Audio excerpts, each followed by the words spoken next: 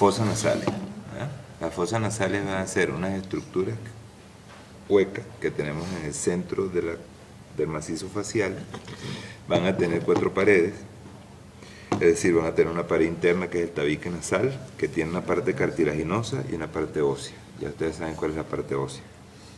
Va a tener una pared externa que es el etmoides, fundamentalmente, y la concha o cornete inferior. En ella vamos a tener detalle: cornete superior, cornete medio y cornete inferior, meato superior, meato medio, meato inferior, ¿verdad? El receso esfenoetmoidal. Ya ustedes saben que cada una de estas estructuras lo que va a servir es para humidificar y para calentar el aire que respiramos, liberarlo de impurezas grandes que quedan pegadas al moco, y sabemos que cada uno de estos espacios, conocidos como meato y receso esfenoetmoidal, van a servir de desembocadura a los espacios neumatizados, que son los senos paranasales. En el caso del receso esfenoetmoidal, el efenoides, el seno esfenoidal, va a ir a drenar aquí a este receso. En el caso del el meato superior, va a servir para que las celdillas etmoidales posteriores desemboquen allí. En el caso del meato medio, van a desembocar el seno frontal, el seno maxilar y las celdillas etmoidales anteriores y medias. ¿Okay? Y finalmente abajo, en el meato inferior, el conducto lacrimonasal. Además de esa pared externa y de la pared interna, va a tener una pared superior o techo. Fíjense ustedes que es el cerebro inmediatamente sobre la cavidad nasal. Ahí lo único que hay es la lámina cribiforme interpuesta. Profe, una pregunta. Dígalo. Cuando las personas inhalan cocaína, ¿qué pasa con los nervios que están aquí? Se joden. Clase de pregunta.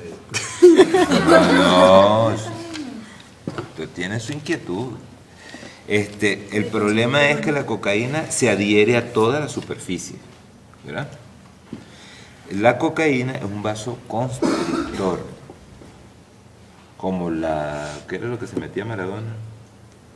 Bueno, se metía cocaína, pero él decía que era porque él usaba...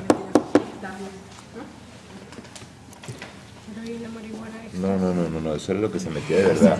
Pero él decía que él usaba nafazole, la cosa esa que viene por ahí, que tiene una sustancia que también es vasoconstrictora. Obviamente, al haber vasoconstricción, queda en hipoxia el cartílago nasal, y el cartílago nasal está vagamente irrigado, porque acuérdense que se nutre por imbibición. Entonces se producen perforaciones del cartílago, que es lo que le pasa a los cocainómanos. Por supuesto, su anestesia. Acuérdense que el clorhidrato de lidocaína es un sintético de la cocaína, y lidocaína es lo que se usa de anestésico local.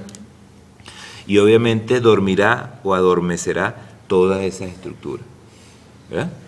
Eso es lo que el mecanismo farmacológico que hay allí. Y la glándula que está, la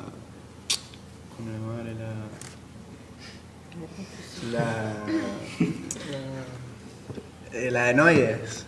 ¿Qué pasa? O sea, la adenoides no sufre daños también. Las adenoides. Pero es que mira dónde está la adenoide.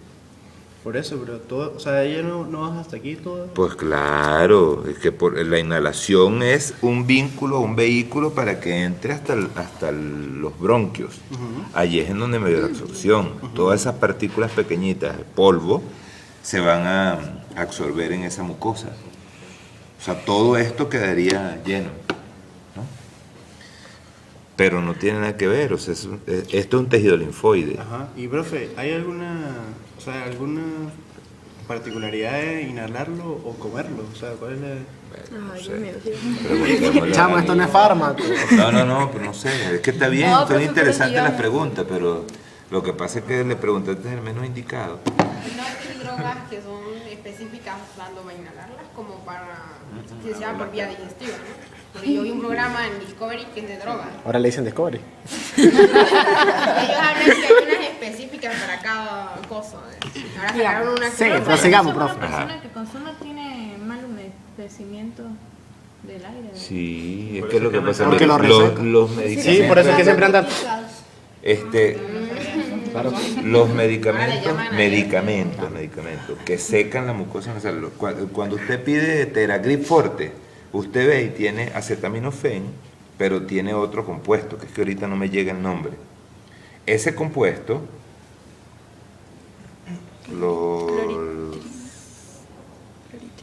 clorfenhidramina o algo así se llama, produce vasoconstricción. La vasoconstricción, por supuesto, deja seca la mucosa y entonces usted se siente mejor porque le quita el malestar el acetaminofén y le quita la moquedera este compuesto. Pero obviamente la naturaleza no es gafa y da lo que se llama un efecto rebote. Cuando empieza a pasar el efecto farmacológico de este medicamento, los vasos se abren y entonces va a producir más moco. Eso trae como consecuencia que usted quiera meterse más clorhirfenidramina. Y entonces va a vivir en eso, en efecto rebote, o sea, como una pelota de ping-pong. Voy para allá, me devuelvo, voy para allá, me devuelvo. Y por supuesto va a ocasionar problemas en la zona. Problemas que son inherentes al consumo o de estos medicamentos prohibidos, como la cocaína, estas sustancias prohibidas, o de los medicamentos que son específicos para eso, pero que tienen otros efectos secundarios. Entonces, es mejor dejarlo así. Bueno, lo cierto es que el techo de la cavidad nasal es esto que está aquí, que es La lámina cribiforme. la lámina cribosa o la lámina horizontal del etmoides. Fíjense ustedes que esto, aquí es donde está la apófisis cristagalis, ¿verdad? El espesor de la lámina cribiforme es el del papel, por eso se llama que es una lámina papirácea, e inmediatamente sobre ella va a estar el líquido cefalorraquídeo que bordea al hemisferio cerebral, al lóbulo órbito nasal. Si hay una fractura de cráneo que involucre la base del cráneo, eventualmente el líquido cefalorraquídeo puede salir por aquí y tener rinorraquia, se llama, líquido cefalorraquídeo saliendo por la nariz. Eso es eso, con una cosa que se llama el signo del mapache. Cuando uno tiene fractura de fosa anterior, le salen unos morados aquí, porque acuérdense que todo esto está ricamente vascularizado por la arteria angular la arteria angular ramala facial y por las ramas de la oftálmica que salen hacia el tabique nasal y las celdillas hemoidales. Si hay una ruptura allí, hay un sangramiento, y el sangramiento va a ir hacia las áreas más declives. Entonces se le ponen los ojos morados a la gente, eso se llama el signo del mapache. Y la rinorraquia, eso es sinónimo de que hay una fractura de fosa anterior, de fosa craneana anterior. El piso, entonces, es el paladar duro, que saben que es la apófisis palatina del maxilar más la apófisis horizontal del palatino. Ajá. La apertura anterior son las fosas nasales, ¿verdad? Las narinas, y la apertura posterior es la coana. Con ella se comunica ampliamente con la rinofaringe.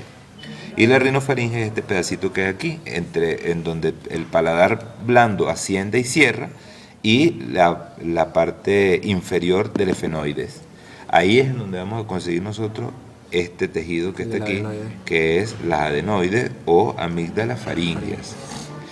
Esto que tenemos aquí es la desembocadura de la tuba auditiva, que tiene un torus levatorio, que es en donde está el peristafilino externo, y un torus tobárico, que es en donde está el cartílago de la tuba auditiva. Ya ustedes sabían eso. El receso faríngeo ¿verdad? también. En esta área tenemos entonces nosotros a la cavidad bucal con su contenido, ya ustedes saben que es la lengua, que tiene músculos intrínsecos y músculos extrínsecos. Se le preguntó por un músculo extrínseco y metieron la pata, pero divino. O sea, yo no le veo grado de dificultad a saber cuáles son los músculos extrínsecos de la lengua. Sí, eso fue las 8. Bueno, da vergüenza esa vaina. Bien, entonces el límite de la orofaringe o bucofaringe va a ser el paladar blando por encima y el cartílago epiglotis, el borde superior del cartílago epiglótico abierto por la parte inferior. En esta parte vamos a conseguir dos tejidos linfoides. Uno, el que está pegado a la lengua, que es la amígdala lingual, y el otro que está en la fosita tonsilar, que es la amígdala palatina. Ese está entre dos repliegues, que son el palatogloso y el palato faríngeo, los pilares de la fosita tonsilar. Luego tenemos que cuando el cartílago epiglótico está arriba, nosotros vamos a tener este espacio que está allí, ¿verdad? Son las valéculas o valéculas. Y a los lados del cartílago epiglótico, cuando está aquí en esta posición, nosotros vamos a ver esto que están aquí, que se llaman recesos piriformes, que son como canales que tiene a los lados del cartílago epiglótico.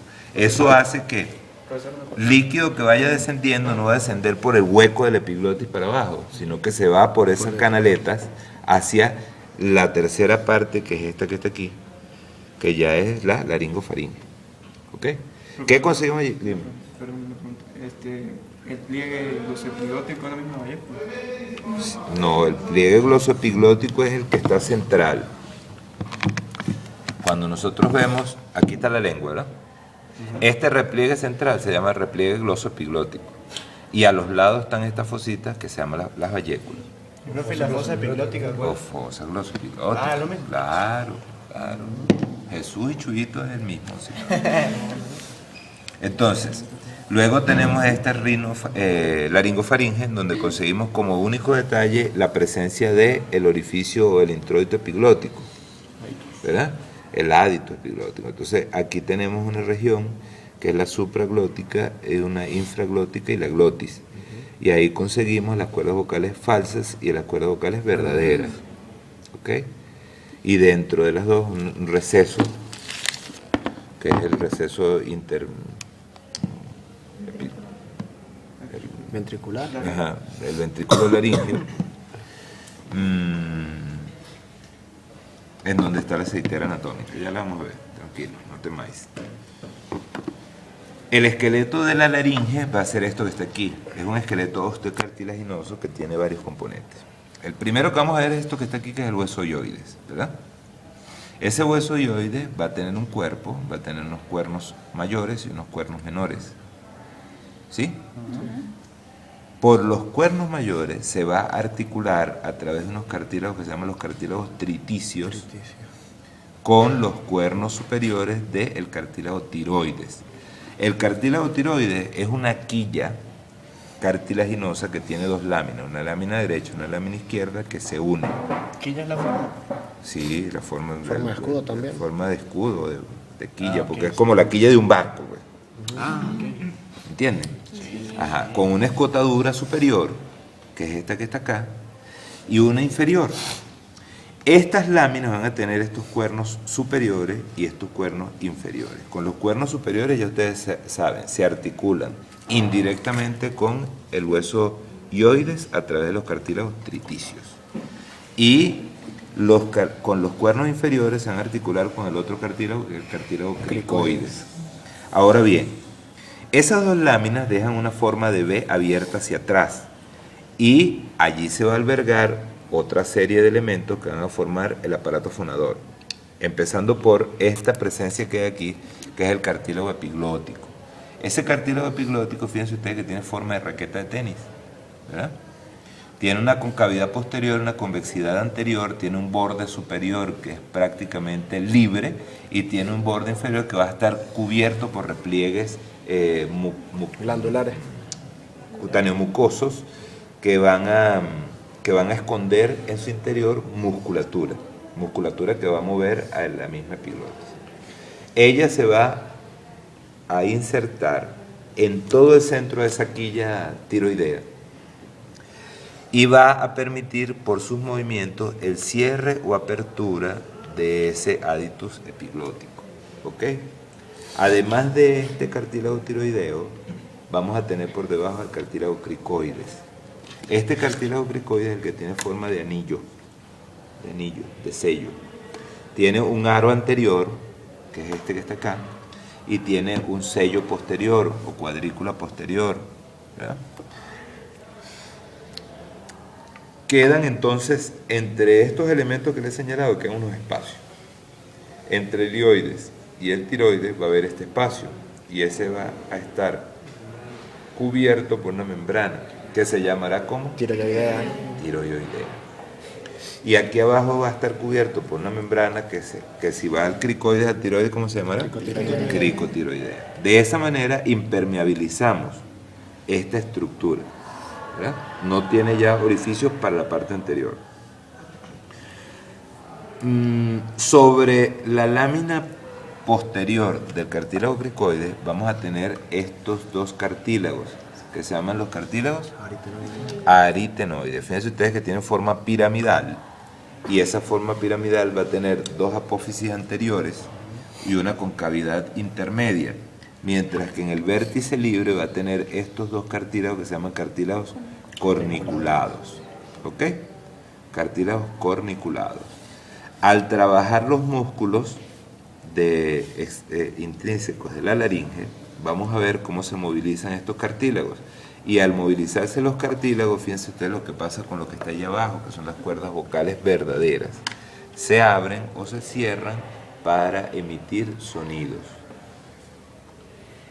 Este espacio que queda arriba va a servir como caja de resonancia para las vibraciones de las cuerdas vocales, igual que el tambor. El tambor lo que vibra es el cuero, pero esa forma cilíndrica que tiene el tambor hace que las ondas resuenen, mejor dicho. Suenan, pero resuenan en ese sentido. Profe, otra pregunta. Dime. Cuando hacen la traqueotomía, por ejemplo, lo que tenía Chávez, ¿por qué cambia Ya lo vamos a analizar, pero lo vamos a analizar fríamente.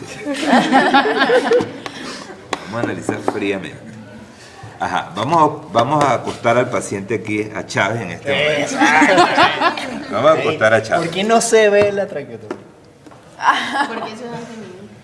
O sea, lo primero que ustedes tienen que dejar de ser bobos, porque lamentablemente cayeron en un juego que nunca debieron haber caído, que es en el de ser manipulables, por unos y por otros. Yo no estoy diciendo que los chavistas sean angelitos, por unos y por otros. Lo primero que ustedes tienen que saber es algo. Si yo le corto el cartílago tiroides al paciente, le daño la laringe. Claro. No puedo allí, además que no voy a poder meterle cuchillo a esto. ¿Por qué no puedo? Porque está el cartílago interpuesto. Número 2, aquí no puedo. ¿Por qué no puedo? Porque está el cartílago cricoides. El cartílago cricoides va a ser sometido posteriormente a un proceso de cicatrización. La cicatrización cartilaginosa, que es endocondral, va a hacer que la luz por dentro del cartílago cricoides, si crece hacia adentro de la cicatriz, disminuye la luz del tubo, ¿verdad? Y no queremos eso para nuestro paciente, si sea Chávez. En una eventualidad, supongo que ustedes van por ahí por la carretera, cosa que no les recomiendo. Solamente en la televisión uno dice, yo soy médico, pero normalmente no puede decir eso. ¿Por qué? Porque el médico está diseñado, su pensamiento está diseñado para actuar en un centro hospitalario. Si usted dice, yo soy médico, y el paciente tiene un sangramiento, y usted no lo puede controlar porque es una hemorragia interna, hasta ahí llegó, pero ya lo vio un médico, usted es responsable, ¿verdad? Si el paciente tiene una fractura de cráneo y usted dice yo soy médico, ¿qué le va a hacer? Si hay que ponerle medidas antiedema, oxigenación, morfina para que le quite el dolor y líquidos controlados, ¿cómo va a ser? ¿Verdad? Entonces hay que saber medir los actos antes de decir yo soy médico. Lo primero que hay que saber es anatomía. Luego de lo que le está diciendo, entonces suponga usted que está en un accidente de eso por ahí por la vía del páramo. Usted dice yo soy médico. Usted puede hacer, el paciente se metió una pepa de mamón y la pepa de mamón está aquí arriba. De ahí abajo no va a poder pasar. ¿Por qué no va a poder pasar la pepa de mamón? Miren. ¿Por las cuerdas? Por el calibre de la estructura. ¿Dónde se va a quedar la pepa de mamón? Debajo del cartílago epiglótico, ¿verdad? Ajá. Pero las cuerdas vocales no lo van a dejar pasar. La forma de B de la tiroides no lo deja pasar. Entonces, ¿qué significa esto? Primero, número uno, la maniobra de Heimlich. ¿Saben ustedes qué es eso? Sí. ¿Cómo se hace la maniobra de Heimlich? Se agarra por la espalda del paciente y se aprieta muy duro por el apéndice sifoide. Se hace presión en el epigastrio. ¿Motivos de? ¿De expulsión? No, expulsión lo que yo les debería hacer a ustedes. Porque es física pura. Porque vamos a hacer incremento de la presión intraabdominal para que vía retrógrada incremente la presión intratorácica. Si el diafragma asciende violentamente con el aire que está atrapado porque la pepa de mamón está metida aquí, ¿qué va a pasar con la pepa de mamón? Va a salir. Se va a convertir en un proyectil. Es igual que un flower. ¿Saben qué es un flower? Sí. Bueno, el flower usa un proyectilcito que cuando le llega el aire por detrás sale a toda velocidad. Igualito va a pasar. Usted lo aprieta aquí Aire abajo comprime, el aire y ¿qué va a comprime. pasar con la pepa? Va a salir. Pero la pepa es necia. Está ahí pegada. Si sabemos que el lugar en donde se va a quedar pegado es aquí, ¿verdad? Porque era una pepa mamón, no era más nada, era una pepa mamón, ¿verdad? Y yo puedo meter unas agujitas aquí, inmediatamente, aunque el calibre sea pequeño, por ahí empieza a pasar aire, ¿verdad? Esa es una maniobra de emergencia salvadora. Pero como ustedes están preparados para la vida hospitalaria, usted tiene que hacer una maniobra de emergencia salvadora, pero científica. Desde el primer cartílago o anillo traqueal hacia abajo, todos tienen esta forma. Son redondeados por delante, pero por detrás tienen una membrana. Esto me permite a mí, como esta membrana es elástica, me permite a mí que si este cartílago hace una cicatrización hacia adentro de la luz del tubo, todavía esto se puede expandir. Por lo tanto, es el lugar ideal. ¿Dónde es el lugar ideal si yo sé que aquí está la tiroides? Aquí está la tiroides, ¿verdad? La glándula. ¿Y este qué anillo es? Primero. Ajá, entonces ¿de dónde voy a coger yo para abajo? Tercero y cuarto. Tercero y cuarto. Búsquense tú búscate el cartílago cricoide. Facilito, te agarra. Busca el cartílago tiroides, busca la manzana de Adán y el próximo espacio es el del cartílago cricoide. Búsqueme el tercer espacio. ¿Chávez tenía camisa? ¿Tenía chaqueta? ¿A dónde llega la chaqueta? Nada. 1, 2, 3. Yo me abrocho la camisa. ¿Se me ve la traqueostomía? No. ¿Por qué no lo pensaron de esa manera? Se puede echar una chaqueta con unos tubos inmensos conectados. Es que eso no es un tubo inmenso. No es un tubo inmenso. Eso es lo que queda, la superficie es como este calibre. Claro, lo que queda sobresaliente es 1 centímetro. Cuando una persona tiene una traqueostomía permanente, ojo, atención, cuando una persona tiene una traqueostomía permanente, que tiene que andar por la calle porque él va a seguir haciendo su vida. Supongo que yo fumador, tengo cáncer de laringe, el cáncer está grande, me lo tapa, la gente para que yo viva, aunque sea con el cáncer de laringe y unos meses más, me hacen una traqueostomía. Permanente. Yo sigo funcionando, voy al banco, al mercado, todo lo demás. No, es que todo lo que tú te metes está lleno de bacterias. El aire que tú te metes es aséptico y está entrándote para los pulmones. ¿Qué hace la gente? Se pone un pañuelo aquí. Para evitarlo, por supuesto, la mosca, la abeja, todo eso que le va a pasar derecho para los pulmones. Pero el polvo no lo puede eliminar. Las bacterias no las puede eliminar, pero sigue respirando. Y va al banco, va al mercado, lo que Profesor, sea. Digo. Cuando se hace la traqueostomía, ¿la incisura es longitudinal o transversal? Longitudinal. ¿Verdad? Longitudinal. Porque si es transversal hay riesgo de que se desgarre la membrana y Claro, se ahí separe. sí la cago yo. Borra eso que dije. No sé si Ajá, entonces, ¿qué hace? Una incisión que nosotros hacemos sobre el segundo o tercer cartílago traqueal hasta el cuarto o quinto. Eso me permite a mí que sabemos que, ¿qué es lo que hay aquí adelante? Aquí adelante está la tiroides por aquí arriba, que incluso la pudiéramos cortar si estamos en el hospital. Y abajo están solamente la cortina de los infraioideos, de los músculos infraioideos. Las venas tiroideas, las venas yugulares anteriores, están a un lado y al otro de la línea media. No nos van a estorbar. No nos van a estorbar, Laura. Las venas tiroideas pudieran estorbarnos. Se ligan. se ligan. La benevolencia con que el cuerpo actúa en estos casos es que te permite una red colateral y sales de ese problema. Ajá, cortaste y metiste tu tubo endotraqueal. El tubo endotraqueal va a llegar hasta aquí, ¿sí? Porque no es muy largo, él tiene esta forma. No me noticia. Préstame noticias esa por ahí.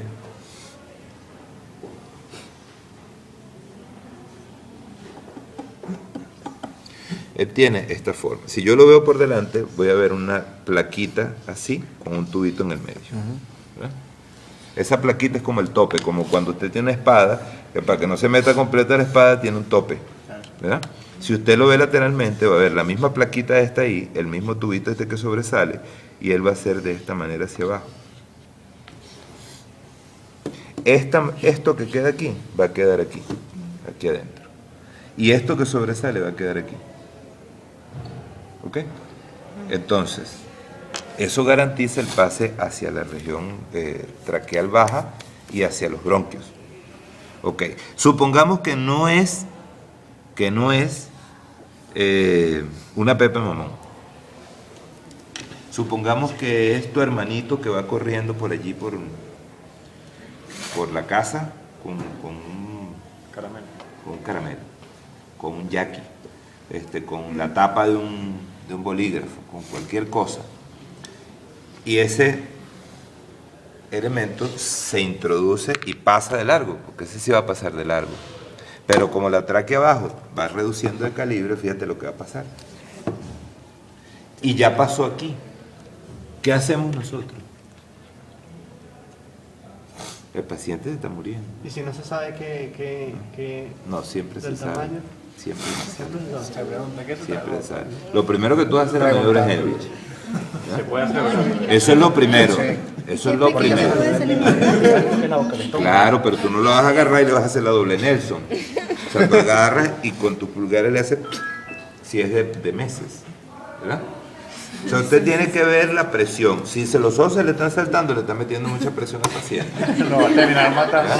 Entonces, pero usted tiene que saber que es el mismo principio. Es el mismo principio. ¿Cuál es el principio? Entonces, si nosotros sabemos que la gravedad siempre va a descender los objetos hacia donde cae la gravedad, hacia el piso, usted agarra al muchachito Lo pone boca que tiene abajo. su cuestión aquí, lo pone en sus piernas, le da y sale. ¿Verdad? Salió. Ahí. Si se le queda en el yoyo. ¿Verdad? Salió. Si no hay posibilidad, porque sigue el muchachito estando morado, bueno, ya eso tiene que estar en el hospital, pero usted pone el tubo de tórax y se acuerda de anatomía. ¿Cuáles son las diferencias entre bronquio derecho y bronquio izquierdo? Que el bronquio izquierdo es más largo, más vertical, y el derecho es más horizontal y corto. Ok, entonces supongamos que esta es la tráquea. Este es el bronquio principal derecho que dijimos que es más corto, es más vertical Y es más de más mayor horizontal. calibre. No, más vertical. Y este es el izquierdo, Ajá, que sí, es sí, más, sí, de menor calibre, más largo y horizontal. Si yo tengo un cuerpo extraño aquí y lo empujo hacia abajo, ¿para dónde creen ustedes que agarra el Al cuerpo lado extraño? Para el lado derecho. Entonces hago una intubación selectiva. Le paso el tubo para el lado derecho y me queda el izquierdo funcionando. Con el izquierdo se respira. No se respira completo, pero se respira. Mientras se le hace una toracotomía y se saca el objeto desde el bronquio. Pero tienen que saber anatomía para eso. O sea, si no, no sirven. Si no, ustedes no sirven como médicos. Bien.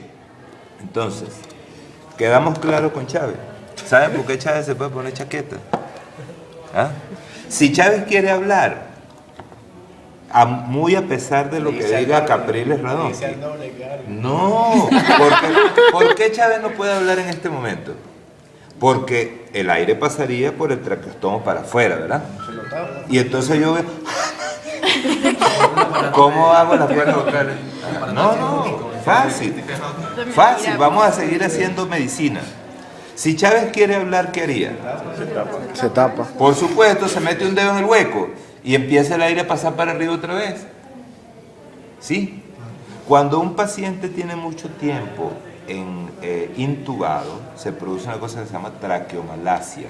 Cuando digan malacia es que se pone blandito. En donde sea, en donde se le diga malacia. Entonces, cuando hay una traqueomalacia es que esto se vuelve muy blando por la presencia del tubo allí. Y por supuesto el destete de quitarle el tubo es largo y complicado. Entonces, ¿qué se hace? Si Chavito quiere hablar, se mete el dedo en el hueco de la vaina, ¿cómo está mismo? Ay, pero profesor, le van a terminar amputando los dedos porque con todo lo que habla. No, pues lo vamos a tener aquí. No, yo creo que es un asistente. Nicolás Maduro. Sí. La mano ahí. Tiene a Nicolás Maduro metiéndole el dedo. ¿Sabes qué hablar? Le dicen Maduro. Le dice a Maduro que le mete el dedo. Para Maduro, méteme el dedo. No te importa. Eso es lo que nuestro enterólogo lo saca. Mire, yo he visto sacar del esófago, me está preguntando Viva. El esófago tiene la mala costumbre que se amplía. Del esófago yo he visto sacar hasta planchas completas. O sea, la U de la plancha se la tragan. Y se le va para el esófago. ¿En serio? Y entonces empieza la gente. Y empiezan. A mí me dijeron que si te comes un pedazo de plátano para que vaya bajando. Entonces la gente se mete un pedazo de plátano sin masticar. Y cuando tú sacas como un pincho, carne, que eso lo saca el endoscopista con el endoscopio, por supuesto. Pero ahí no nos importa. El esófago no va a pasar nada. En cambio, con la vía aérea sí. La vía aérea es inmediato que tenemos que actuar. Bien, entonces, sobre este esqueleto cartilaginoso, que ya sabemos cuáles son sus componentes, vamos a tener una musculatura. Cuando nosotros vemos hay musculatura extrínseca y musculatura intrínseca de la laringe. Antes de cortar sobre la línea media la laringe, nosotros vamos a ver que dependiente del ioides y del tiroides hay un músculo de esa cortina muscular infraioidea. ¿Se acuerdan cuáles eran los músculos infraioideos?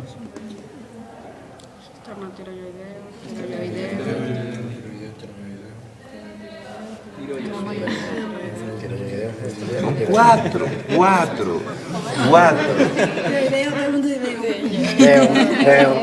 Deo. Esternocleidoideo, ¿verdad? Externo tiroideo. Tiroioideo y homoioideo, no hay más. Este que está aquí es el tiroioideo, ¿verdad? Músculo extrínseco de la cortina infraioidea. ¿Ok?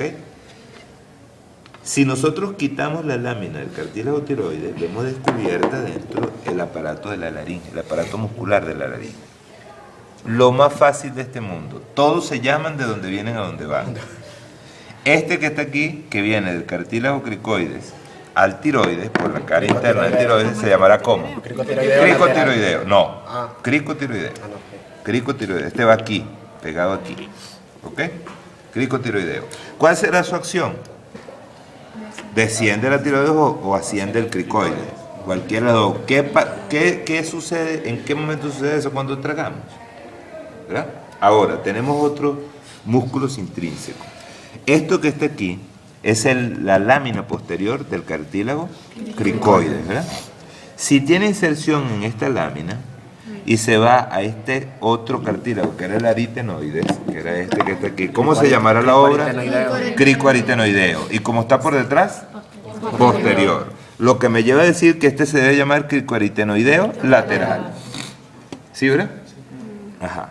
Después tenemos uno que se llama tiroaritenoideo, que tiene dos versiones, una inferior y una superior. Estos dos que están aquí, este fascículo y este fascículo, que van los dos al aritenoides. ¿Ok?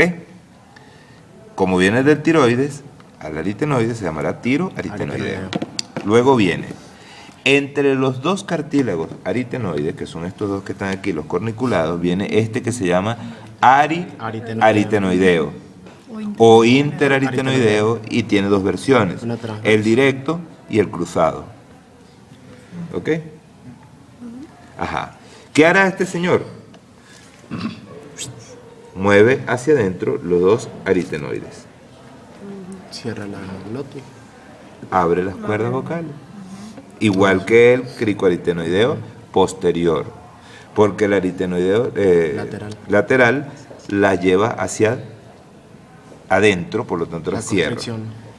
Ajá. Luego tenemos, desde el cartílago aritenoide hasta el cartílago epiglótico se llamará ariteno epiglótico. ¿Y qué hace? Desciende el epiglotis. Más nada. Aquí hay unos cartílagos supernumerarios que se llaman pues, cartílagos de Reisberg. Esos son los cuniformes. Estos están aquí. Mira. Ajá. Tenemos otro músculo de los extrínsecos que vamos a tener en la laringe, es este que está aquí. Y viene de allá de la apófisis estiloide. Estilo. No, el estiloideo llega hasta aquí, hasta el cuerno. Estilo laringeo. Y esa es la historia. Ahora, cuando nosotros abrimos esto que está aquí, dijimos que esto se llama vestíbulo, ¿verdad? Sí. Y que este repliegue se llama cuerda vocal falsa, que es la superior. Y que la inferior, que tiene este borde blanquecino fibroso, es la cuerda vocal verdadera. Este borde blanquecino así, prácticamente de este color, lo van a ver si ustedes hacen una laringoscopia directa, porque es lo que vamos a conseguir allí. Esta fibrosis que está aquí es la que permite que cuando peguen las cuerdas vocales una con las otras, vibren como las cuerdas de una guitarra y se produzca el sonido. Entre este y este hay esto que se llama el ventrículo laringio. Y el ventrículo laringio va a tener adentro la desembocadura de esta glándula que está aquí, esta que está aquí, que se llama la aceitera anatómica.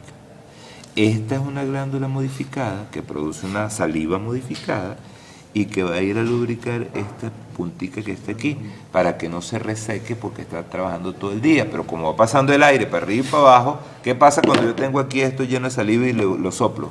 Se seca. Pasaría lo mismo. Pero entonces esta glándula produce humedad suficiente para que ella esté en condiciones de vibrar. ¿Cuál es el nombre de la glándula? Aceitera anatómica. Porque si no, le tiene que quedar igualito. Ajá. Y esa es la historia de esto.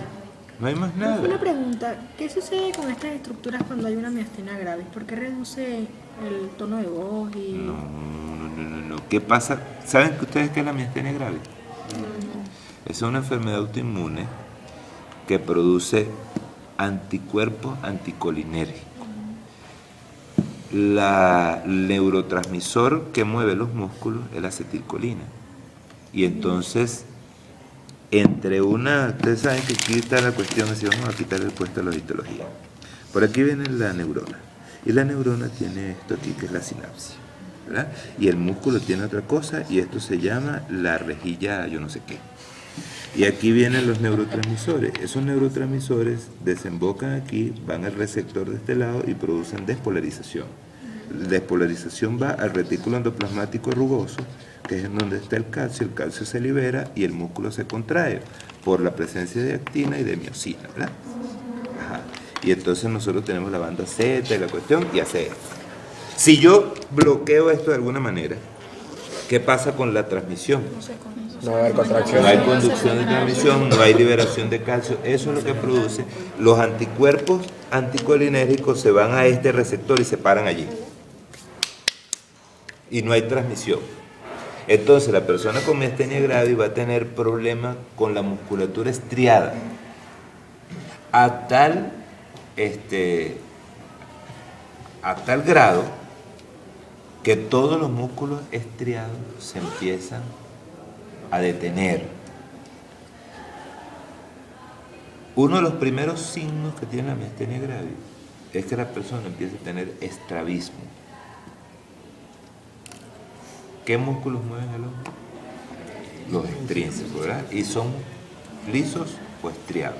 Estriado. Entonces, lo primero que hace es que tuerce los ojos. Dice que tiene cansancio. El párpado, el elevador del párpado superior es ¿qué? ¿Liso o estriado? Estriado. Entonces, todo lo explica en anatomía. Usted agarra y después va a tener... ¿Por qué tendrá debilidad de la voz y todo eso? Porque todos estos músculos son estriados. Y finalmente se le va para el diafragma, porque el diafragma es Estriado. Y chao. Entonces, fíjense ustedes que una enfermedad que se produce por el mismo organismo produciendo anticuerpos contra sí mismo o contra sus sustancias y que termina por ocasionar incluso la muerte porque detiene el proceso de contractibilidad muscular. Y todo lo explica en anatomía. O sea que si ustedes no saben anatomía este año, retírense por favor, retírense. En el Sucre hay cupo para turismo y van a hacer pasantías en, ¿cómo se llama?, en Punta Cana y en la Riviera Maya, y van a hablar varios idiomas y van a conocer tipos que tienen dólares y no estos pelabolas que trabajan aquí en el hospital Racetti, en el HU La Hop. ¿Entienden? Entonces les va a ir mejor estudiando turismo. Además que no tienen que trasnocharse. Yo no he visto a nadie decir, ay, tengo que estudiar geografía. No sé dónde queda Margarita. ¿Entienden? Radiografía no me explica cuándo. Radiografía no me ¿Radiografía te lo explicó Lazo? ¿Qué radiografía me parece? No, radiografía no. ¿Cómo que no? Pero que Es una clase Ese completa. tema no lo explicó completo, por eso. tórax y abdomen. Y Pero eso se han explicado en la práctica, bro. Ese tema hubo estudio ese día. Es lo que va. ¿Qué más falta ahí? ¿Qué más nos falta? ¿Tú no es mi secretaria? No, también Pues todo lo demás, yo todo lo demás se lo digo. Lo único que faltaba.